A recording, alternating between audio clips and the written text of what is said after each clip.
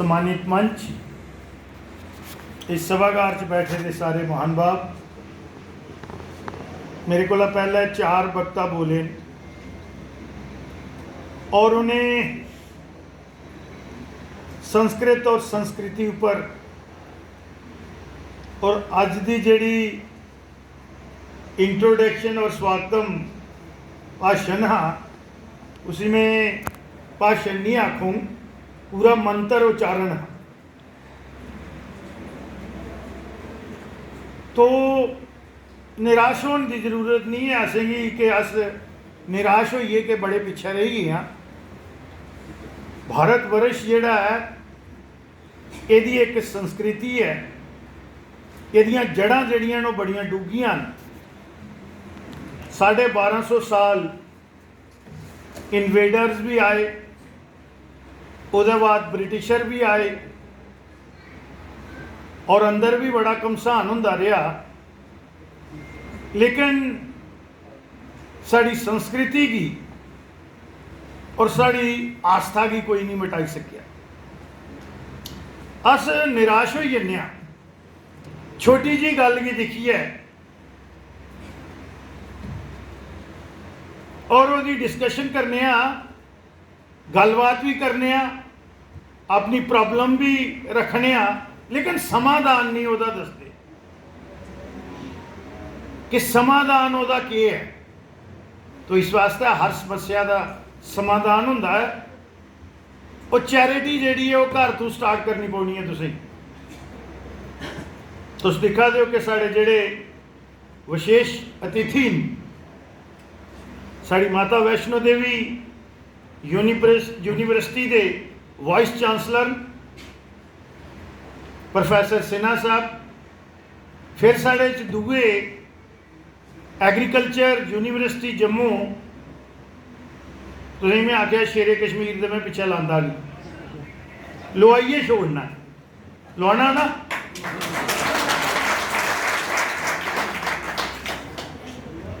Professor JP Sharma ji इन साढ़े उनकी विचार तुसें सुनने और उहदे उपर अमल करना है। शक्ति जी ने अज सारा समा जिहड़ा हा वो एक सूत्र च परोने की कोशिश की है। इस वास्ते मैं नहीं चाहता कि मैं कोई लम्मा चौड़ा भाषण करा। उन्हें उदाहरण भी दिते, तुहाडे कन्नै सादी गलबात की है। और संस्कृत भाषा जिहड़ी है वो कोई इन्नी औखी भाषा नहीं है। अगर अस अंग्रेजी सीखी सकने, पर्शियन सीखी सकने, दूसरी भाषा सीखी सकने, तो संस्कृत क्यों नहीं, डोगरी क्यों नहीं। मैं हुण शर्मसार होआ दा हा, बड़ा जोर लाइए साढ़े मानयोग बहुत बड़े वॉरियर जिहड़े एक लंबी लड़ाई लड़ा देन और अपनी छोटी जी अल्प आयु विच संस्कृत के गी बधाने वास्ते मानयोग महंत रोहित शास्त्री जी, लेकिन इन्ना जोर लाइए VC साहब को डिपार्टमेंट बनवाया संस्कृत का। स्टूडेंट नहीं चौके पर बहिए छड़े ताश खेड़ते हुए महात्मा गांधी की भी क्रिटिसाइज करने। कोई शिकायत है शंकराचार्य बारे भी पता नहीं क्या की है, लेकिन साड़ा योगदान कितना कितना है। मुझे लगता है कि अज संस्कृत भाषा जहाँ आचार्य बनना छड़ा कर्मकांड का विषय नहीं रही गया। तुम दिखा दे हो कि अज साढ़े कोल किन्ने किन्ने बड़े विद्वान बिहार का आए दे, मध्य प्रदेश आए दे, यूपी च आए दे, तो अस नहीं बनी सकते। असेंगी वो रोल मॉडल साढ़े को लैन उनके पिछे पिछे चलना है। हूँ अगर डिपार्टमेंट बनाया है और मी वीसी साहब दसा दे है कि असें पूरे हिंदुस्तान च और 12 भी एडवरटीजमेंट की है कि स्टूडेंट आउन और बाहरले मुल्कों के बच्चे जेड़े न स्टूडेंट्स वो आनिए संस्कृत सिखा दे, लेकिन अस नहीं सिखा दे। तो गल है भाई भगत सिंह कार पैदा करना पौना, आंडियां गुआंढियां वाली बखी नहीं पाता साहब दिखना, ठीक है ना। कि सारा कहीं चाहिए जम्मू वाले की, लेकिन वो थड़े पर बइये यात्रा करने के ना थोड़ा होगा। साढ़ा आखते ना थड़े पर बइये कई दुआले यात्रा करते हैं। अजकल जड़ियां जुड़ियां का है ना दुआले शुआले का भी गगालां चढ़दियां बाकी चीज़ां जड़ियां, वो थड़े पर नहीं पौना पौना। सरकार भी कुछ करा दी है। इतना वर्णन किया शिबत साहब ने कि एक राजनेता आए थे, कमजोरियां तो साढ़े च भी आई हैं, क्योंकि सुबह बटाते रहे अस, संख्या बल की गिनती नहीं करनी चाहिए। संख्या बल करना अगर जंगा जितनियां होंदियां तो वीर शिवाजी थोड़े जीती सकते है, महाराणा प्रताप थोड़े जीती सकते है, दशमेश गुरु गोबिंद सिंह जी एडी बड़ी फौज मुगलें दी। तो इस वास्ते और जम्मू कश्मीर की हिस्ट्री की गल करो तो कुथू दिकर तो है सरहदा मुगाइया फौजा इनियां नहीं है। जनरल जोरावर सिंह, जनरल मेहता बस्ती राम, उसके बाद भी तुम तो बोलो होना 1947 का बड़ा इतिहास नहीं मता पढ़ते होंगे तो उसका। ब्रिगेडियर राजेंद्र सिंह 140 सिपाही लिए गया हा,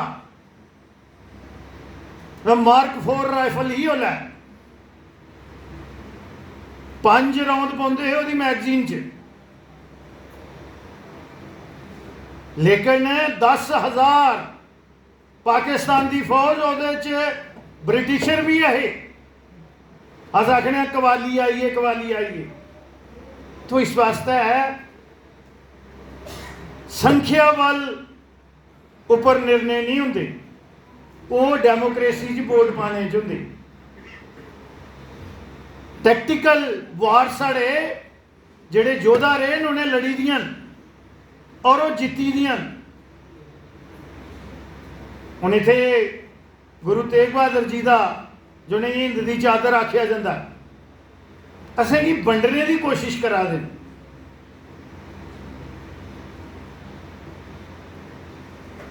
उसी असें दिखना है कि समाज का अंदर दरेड़ कुत्थे आवा दी है। अस बखरे बखरे होइए तो नहीं चला दे। कास्ट फिर वो अगे सब कास्ट वो डिवीजन है साड़ी। अदरवाइज कश्मीरी साढ़े को इंटैलीजेंट नहीं है, लेकिन तो हमेशा आ गए कश्मीरी महाराज साढ़े को मत इंटैलीजेंट। जो पहले गार मनी ली दी असें तो फिर मंजिल कियां मिलनी है। और काल चक्कर होंदा समय का। इस वेले जिहड़ा समय का काल चक्कर है वो हिंदुस्तान और भारत वर्ष के पक्ष में है।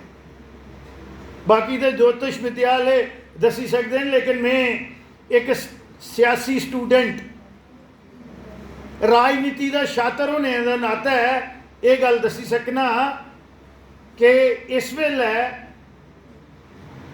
भारत वर्ष जोड़ा वो स्वर्ण युग वाली बखी जा रहा। वो किन्नी किन्नी आहुति तो उस अश्वमेध जग च पाते हो और पानी इं गै। पहले असें की अपने समाज की सनातन की कट्ठा करना पौना है और सच्चाई के अगे झुकना नहीं। तो ये कोला बड़ा मंत्र है नहीं।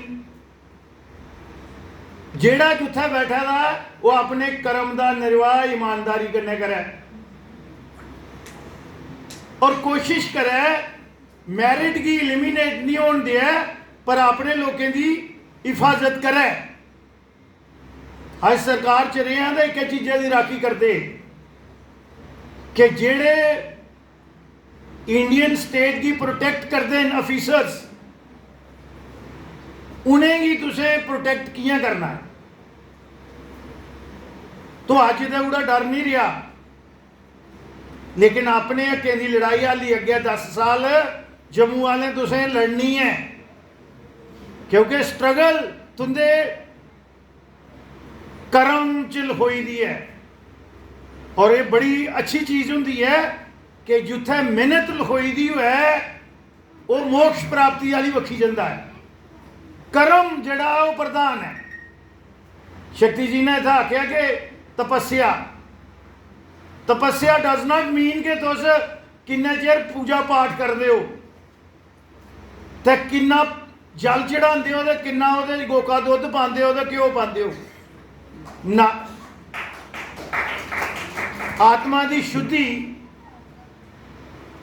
और अल्टीमेटली तो मोक्ष प्राप्ति का नहीं आए हो ना सारे।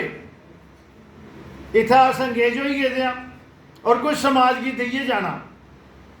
तो इस वास्ते मूल मंत्र यदा यह है कि जेड़े इस किस्म के इवेंट्स हुआ दे और ये साल जेड़ा असें अज अगर बसोली का चूड़ामणी गुरुकुल ने शुरुआत नहीं होंगी की थी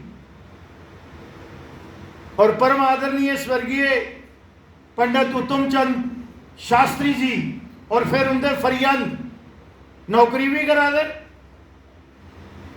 और इस समाज की सनातन की बधाने भी लगे दे।